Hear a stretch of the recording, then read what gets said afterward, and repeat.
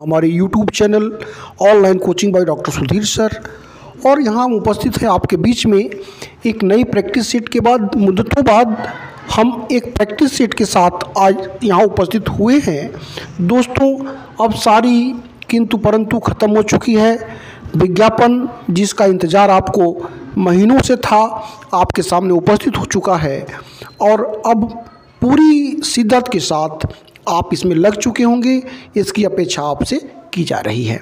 दोस्तों बीच में बहुत सारी बातें होती रहेंगी चूँकि अभी पाठ्यक्रम को लेकर के कुछ उहापोह की स्थिति थी, लेकिन अभी तक जो पाठ्यक्रम उपलब्ध है उसके अकॉर्डिंगली यह माना जा रहा है कि बहुत सारा आमूलचूल परिवर्तन होने की संभावना नहीं है। तो उसमें करंट अफेयर्स एक बहुत बड़ी भूमिका निभाता है और उसका सतत आपको प्रैक्टिस अति आवश्यक है, क्योंकि उसका जो दायरा है व्यापक है, विशाल है। तो शुरुआत करते हैं करंट अफेयर्स की प्रैक्टिस सेट के पहले प्रश्न के साथ।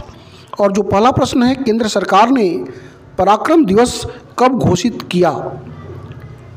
केंद्र सरकार द्वारा पराक्रम दिवस कब घोषित किया गया? दोस्तों चार ऑप्शन यहाँ पर दृष्टिगत हो रहे हैं। इसका जो सी आंसर है 23 जनवरी, वह बिल्कुल सही जवाब है। 23 जनवरी 2021 को नेताजी सुभाष चंद्र बोस की 125वीं जयंती पर यह फैसला लिया गया कि अब हर साल 23 जनवरी यानी नेताजी सुभाष चंद्र बोस के जन्म दिवस पर पराक्रम दिवस के रूप में मनाया जाएगा। दोस्तों दो प्रश्न इसमें क्लियर हो रहे हैं। आपने आयोग के पुराने प्रश्न पत्रों का अवलोकन किया होगा तो पाया होगा कि आयोग किसकी कौन सी जयंती कब मनाई गई, इस तरह के प्रश्न भी पूछता है। और हमारा प्रयास सदैव से यही रहा है कि आपको उस पैटर्नों से अवगत करा दे जिससे प्रश्न पूछे जाते रहे। तो यहाँ पर दो प्रश्न के उत्तर आपको स्पष्ट हो रहे हैं। एक प्रश्न के माध्यम से कि 23 जनवरी पराक्रम दिवस किसके नाम पर? सुभाष चंद्र बोस जी के नाम पर। और दूसरी बात कि कौन सी जयंती पर यह घोषित किया गया, तो 125वीं जयंती पर 23 जनवरी को। दोस्तों इसके साथ ही साथ नेताजी का जो नारा है, स्लोगन है जो बहुत फेमस है, तुम मुझे खून दो मैं तुमसे आज़ादी दूंगा, या फिर दिल्ली चलो, यह सारी बातें, या फिर आज़ाद हिंद फौज की स्थापना, ये बहुत सारी बातें इनके संदर्भ में आप जानते होंगे। बढ़ेंगे दूसरे प्रश्न की तरफ। और दूसरा प्रश्न यहाँ पर है, सीमा सुरक्षा बल ने जनवरी 2021 में ऑपरेशन सर्द हवा किस राज्य की अंतर्राष्ट्रीय सीमा पर चलाया? दोस्तों चार ऑप्शन यहाँ पर आपको दृष्टिगत हो रहे हैं। हम आपको बता दें कि राजस्थान इसका सही जवाब है। डी, राजस्थान की पश्चिमी अंतर्राष्ट्रीय सीमा पर ऑपरेशन सर्द हवा की शुरुआत की गई। ऑपरेशन सर्द हवा का अलर्ट 27 जनवरी 2021 तक चला। दोस्तों सीमा पर घुसपैठ को रोकने की आशा के लिए हमारे सीमा सुरक्षा बल के द्वारा इस तरह की कार्रवाई अक्सर होती रहती है। ऑपरेशन सर्द हवा राजस्थान आप अवगत हो चुके होंगे। अब हम बढ़ेंगे तीसरे प्रश्न की तरफ। और तीसरा प्रश्न जो यहाँ पर आपको दृष्टिगत हो रहा है कि आर्थिक सर्वेक्षण 2020-21 की थीम इनमें से क्या है? दोस्तों इकोनॉमिक सर्वे के फ्रंट पेज में बहुत सारे मैसेज मिलते हैं। इसमें इकोनॉमिक कोविड-19 के इर्द गिर्द दिखाया भी गया है, लेकिन यहाँ पर जो थीम है इस बार का वह है सेविंग लाइफ्स एंड लाइवलीहुड, मतलब जीवन और आजीविका को बचाना। आप समझ सकते हैं किस तरह से कोविड-19 ने भारत को ही नहीं वरन पूरे दुनिया को परेशान कर रखा था।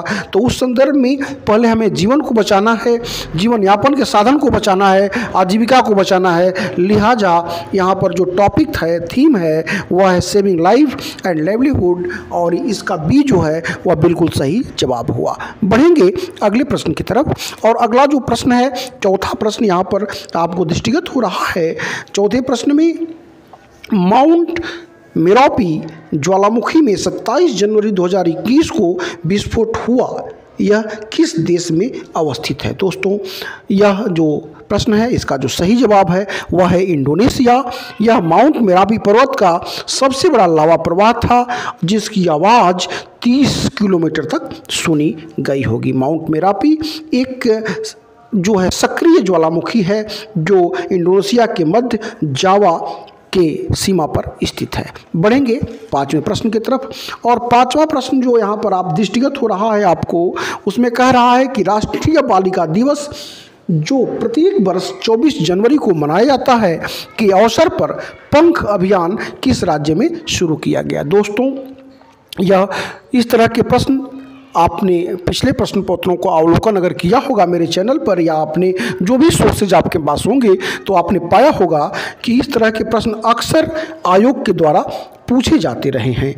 तो पंख अभियान के बारे में हम आपको बता दें कि यह जो शुरुआत करी गई है, यह शुरुआत करी गई है मध्य प्रदेश राज्य के द्वारा। पाँचवें का बी बिल्कुल सही जवाब है।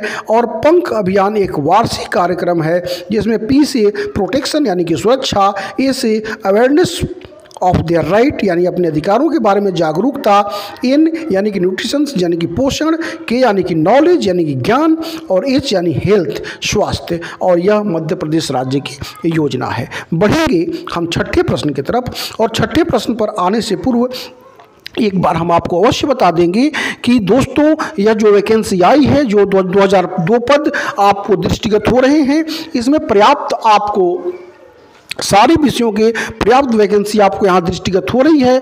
तो अब अपने आप को आपको पूरी तरह से इसमें झोंक देना होगा, क्योंकि आप समझ सकते हैं एक छोटी सी भूल आपको 5 सालों का इंतजार करा सकती है। 2016 के बाद या 2021 में यह वैकेंसी आई है, और जो इस वैकेंसी को मिस करेगा उसको एक बार पुनः लंबा इंतजार करना पड़ सकता है। तो ऐसा ना हो कि लम्हों की खता सदियों की सज़ा में तब्दील हो जाए। तो हम चाहेंगे कि आप इन पंक्तियों को याद रखें। निश्चित तौर पर रामधारी सिंह दिनकर ने जो कहा है कि मानव जब जोर लगाता है पत्थर पानी बन जाता है, तो इस बार आप उतना ही जोर लगा दें जिससे कि इस बार आप असिस्टेंट प्रोफेसर बन जाएं, और सचमुच में आपको सही निर्देशन, क्योंकि आप विज्ञ हैं, सही निर्देशन मिलेगा तो निश्चित तौर पर आप अपने लक्ष्य के प्रति, जिसके प्रति आप समर्पित हैं, निश्चित आपको सफलता आपका वर्ण करेगी। दोस्तों, बढ़ेंगे हम छठे प्रश्न की तरफ, और छठा प्रश्न है, हाल ही में भारत के किस पड़ोसी देश में सेना ने 1 फरवरी 2021 को तख्ता पलट किया और राष्ट्रपति सहित नेताओं को हिरासत में ले लिया। दोस्तों, इसका जो सही जवाब है वह है म्यांमार। म्यांमार में इस तरह की घटना हुई, और इससे पूर्व भी म्यांमार में इस तरह की घटनाएं होती रही हैं। यहाँ पर आपने देखा कि म्यांमार में सेना ने वहाँ की जो नोबेल प्राइज विनर आंग सान सूकी को भी अरेस्ट कर लिया है, और वहाँ पर इस तरह से उहापोह की स्थिति हो गई है सेना के इसका कृत्य के वजह से। म्यांमार इसका सही जवाब हुआ। बढ़ेंगे अगले प्रश्न की तरफ, और अगला प्रश्न है जो यहाँ पर आपको दृष्टिगत हो रहा है वह है 7वां प्रश्न। भारत में हाल ही में किस पहली टेलीकॉम कंपनी ने 5G से सर्विस की को आम लोगों के बीच प्रदर्शित किया है? तो इस तरह का कार्य करने वाली जो कंपनी है, यहाँ पर 4 ऑप्शन दिख रहे हैं, उसमें एयरटेल इसका डी एयरटेल ऐसी कंपनी बन गई है जिसने 5G तकनीक को सक्सेसफुली लोगों के लिए लॉन्च करने का प्रयास किया है, और यह एयरटेल सही जवाब हुआ। बढ़ेंगे 8वें प्रश्न की तरफ। हाल ही में किस खिलाड़ी ने 62 किलोग्राम वर्ग में ओलंपिक का विजेता साक्षी मलिक को हरा करके गोल्ड मेडल जीता? दोस्तों, इसका जो सही जवाब है वह है, तो इसका जो सही जवाब हुआ दोस्तों सोनम मलिक। सोनम मलिक ने नेशनल वोमेंस रेसलिंग चैंपियनशिप जो 30 से 31 दिसंबर 2021 को आगरा उत्तर प्रदेश में आयोजित हुई थी, इसमें उन्होंने हरियाणा की 19 साल की युवा पहलवान सोनम मलिक ने रियो ओलंपिक की कांस्य पदक विजेता साक्षी मलिक को फाइनल में हरा करके सीनियर महिला राष्ट्रीय कुश्ती चैंपियनशिप का स्वर्ण पदक जीता। तो सोनम मलिक इसका सही जवाब हुआ। 8वें का बी। बढ़ेंगे हम 9वें प्रश्न की तरफ, और 9वां प्रश्न है, भारत में पहला पेपरलेस बजट किस वित्त वर्ष में पेश किया गया? दोस्तों, इसका जो सही जवाब हुआ वह हुआ 2021-22। दोस्तों, पहला पेपरलेस बजट 1 फरवरी 2021 को वित्त मंत्री निर्मला सीतारमण ने पेश किया। वित्त मंत्री ने हर बार की तरह एक फोल्डर डिस्प्ले किया जिसमें कागज़ नहीं था बल्कि टैबलेट था। तो इसका सही जवाब आपको मिल चुका होगा। बढ़ेंगे अगले प्रश्न की तरफ, और अगला प्रश्न है जो यहाँ पर आपको दृष्टिगत हो रहा है, यूनेस्को द्वारा किस शहर को क्रिएटिव सिटी ऑफ गैस्ट्रोनॉमी का खिताब दिया गया? दोस्तों यह खिताब मिला है हैदराबाद को यूनेस्को द्वारा। 10वें का बी, हैदराबाद ए मंथ एगो 66 cities have been designated as UNESCO creative cities by the Director General of UNESCO. In this list, the city of biryani, kebab, halim and nihari, Hyderabad, has been honored with the title of creative city of gastronomy by UNESCO. तो आप भी हैदराबाद इसका सही जवाब हुआ। बढ़ेंगे हम 11वें प्रश्न की तरफ, और 11वां प्रश्न जो यहाँ पर हो रहा है, हाल ही में जारी सर्वोच्च न्यायालय की घोषणा के अनुसार किस अनुच्छेद के तहत भारत में इंटरनेट सेवा को मौलिक अधिकार माना गया है? दोस्तों हम आपको बता दें कि यह है अनुच्छेद 19(1)(a) के तहत इंटरनेट का उपयोग करने का अधिकार माना गया है मौलिक अधिकार के रूप में। और यह आदेश जो दिया है वह शीर्ष अदालत ने दिया है। उनका मानना है कि लोकतांत्रिक व्यवस्था में बोलने की स्वतंत्रता अनिवार्य तत्व के रूप में मानी जानी चाहिए। अनुच्छेद 19 सही जवाब हुआ। बढ़ेंगे हम अगले प्रश्न की तरफ, और अगला प्रश्न है जो 12वां प्रश्न है, प्रधानमंत्री नरेंद्र मोदी ने स्वतंत्रता दिवस के अवसर पर किस क्षेत्र को 1000 दिन में भारत की मुख्य भूमि से जोड़ने के लिए ऑप्टिकल फाइबर लिंक स्थापित करने की घोषणा की? दोस्तों जो 4 ऑप्शन यहाँ पर आपको दृष्टिगत हो रहे हैं, उनमें जो इसका सही जवाब हुआ वह हुआ लक्षद्वीप। और हम बता दें कि 74वीं स्वतंत्रता दिवस के अवसर पर अपने भाषण के दौरान प्रधानमंत्री ने यह घोषणा की कि अगले 1000 दिनों में लक्षद्वीप को पानी के नीचे से ऑप्टिकल फाइबर केबल से जोड़ा जाएगा।